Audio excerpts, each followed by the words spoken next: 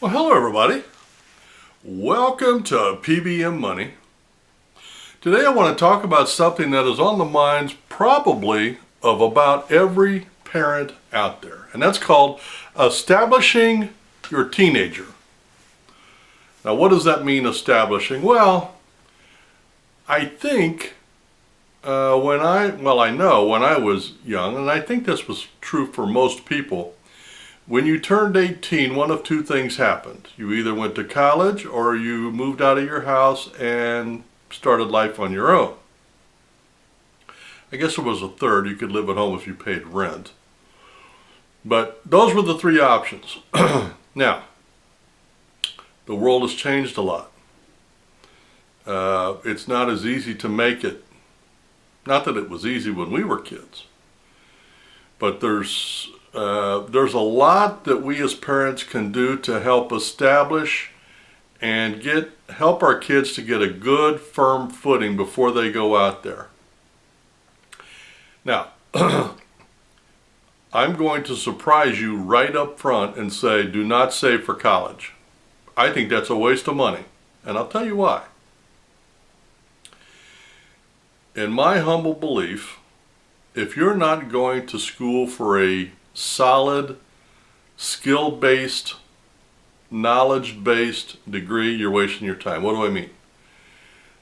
If you're going for law, medical, computers, teaching, then you need to go to school. In which case, there's all kinds of grants and scholarships and work programs that they can put themselves through school. And if they have to get student loans because of the specialization, they'll be able to pay for it themselves. So I would not take away from my personal financial security for one in the hand is worth two in the bush. If they choose to go, let them take care of it. I believe that colleges today they're worthless. The degrees that they spit out are absolutely worthless. Your time and money would be better spent going to a trade school or going directly into the workforce. I know a young lady who got out of high school. She was an average student. She went to a 9-month surgical assistant school with a guarantee at the end of a job. She came out of school at 19 years old, and she's making $35,000 working 4 days a week at a hospital. Come on now. No debt. It was all done with grants. So I would say not to do that. Now, what can you do to help your kids get a leg up? Well, one of the first things I did for my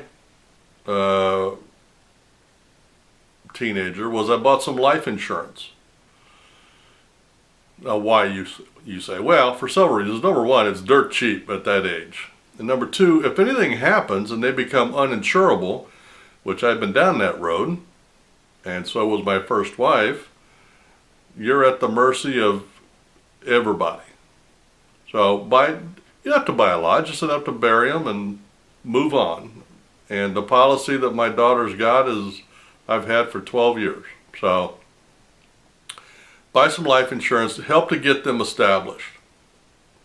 Now, instead of college, I would open a house or a car account. And I would put that account in their name, and every month I would put some money in there. So that, and it depends on when you start it, but the earlier you start it, the more money you could have in there. If you started it when they were born, you'd have 18 years of money in there, plus interest. So that when they get out of school, whether they go to college or not, when they get out of school, they'll have some money. They can go pay cash for a car, or they can have a down payment for a house, but the money's there for them. Now, when it comes to establishing their credit, now this is where a lot of teenagers have a big problem, because first off, the credit card companies have made it so easy for kids to get credit. for several reasons. Number one, because they know that most kids don't handle credit well, and they're going to make a ton of interest. And secondly, studies have shown that when teenagers get a credit card, they usually keep that credit card the longest of any credit card they'll ever have because it has sentimental value. So the credit card companies rush in there to get that business. And so what I did is I put my daughter as an authorized user on one of my credit cards, and then on her 20th or 21st, I think it was her 21st birthday, I gave her the credit card, gave her a set amount to spend each month, and I pay the bill. Now, being that age, she needs the money anyway for gas money and whatever she's using it for. And I pay the bill, and she gets my credit rating, which is outstanding.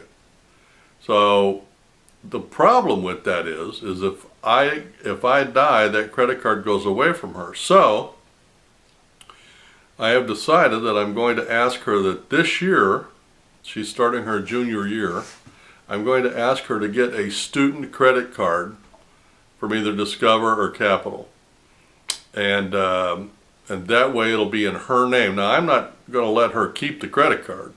I'm going to ask her to get it and use my address and have the card sent to me. I will keep it, I will use it, I will pay it off and establish it.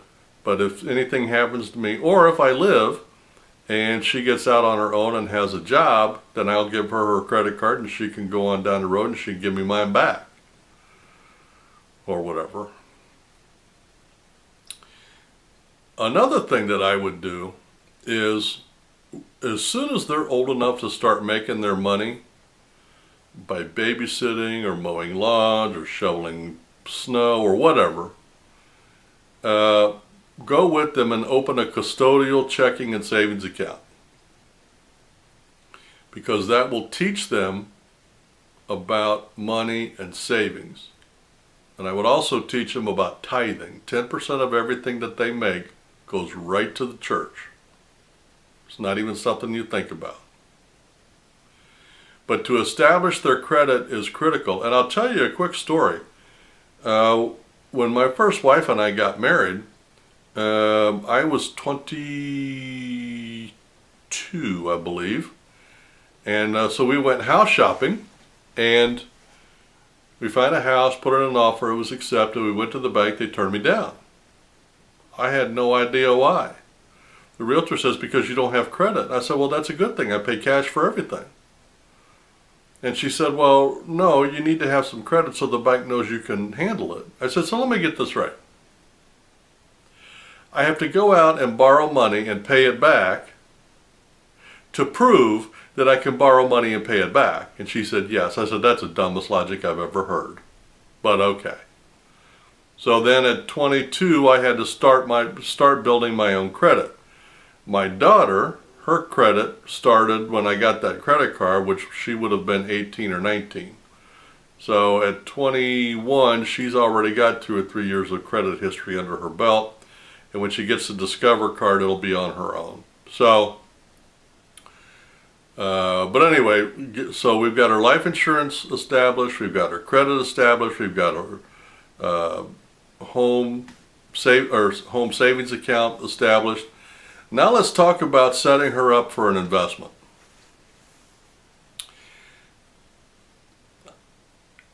Studies show that if you put $1,000 into a savings account, an IRA, that's invested in the stock market, that by the time they retire, there will be over $1 million in that account. The only thing they have to do is not touch it. Don't do anything with it. And let compound interest do its thing. So I'm going to ask her to, and I'm going to do the research. I'll get the paperwork. I'm just going to have her fill it out. And then I'm going to put a couple $1,000s in there, and it'll be in her name. And if she takes it out and blows it, that's on her. But at least I set her up and got her prepared so that she could retire, which is more than I got. That's more than I got. So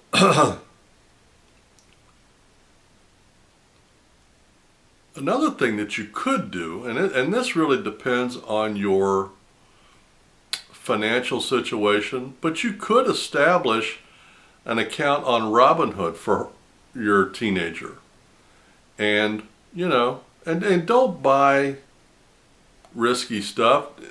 Do the buy and hold, and buy good solid stocks that are going to shoot off dividends every month. And again, tell them not to touch it. Because as that grows, again, if you did a couple $1,000s and just left it, again, they'll be over $1 million when they retire. So for the two things that you set up, let's say you put $4,000, $2,000 in an IRA, $2,000 in a Robinhood account, and left them for the next 40 years. They will have over $2 million, $1 million in each, and it costs you $4,000. That's a good way to get them established. Now, the last thing that I would do to help establish my teenager is everything that you just set up, I would put into a living trust.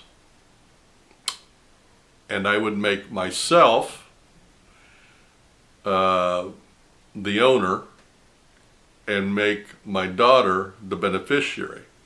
That way I know she can't touch it until I'm gone, and then when I'm gone, it's in trust.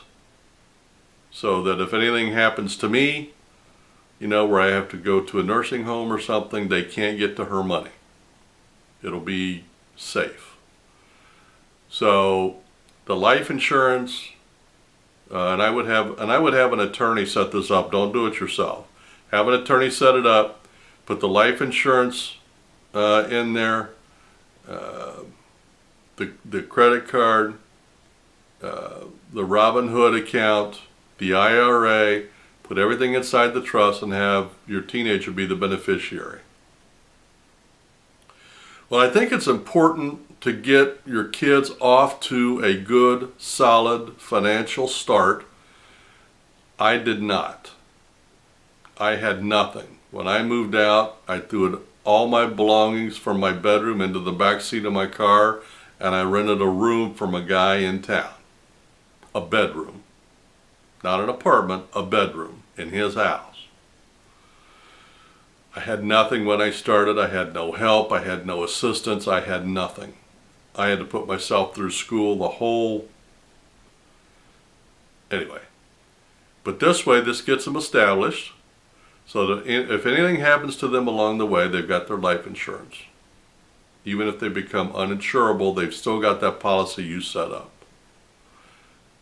And if they have discipline and cannot touch those two accounts you set up, they'll be set for retirement. And they'll have a house account that they'll be able to draw on for a down payment for a house when and if they're ever ready. Well, those are some of the things that I'm doing and in the process of doing to help establish my teenager as she steps out onto her own. And I think these are good ideas. I think they're good ways to do it. And the sooner you start, the easier it will be to do. So get started in helping establishing your teenager. They will thank you for the rest of their lives. Well, you guys have a great week and happy investing for you and for your teenager.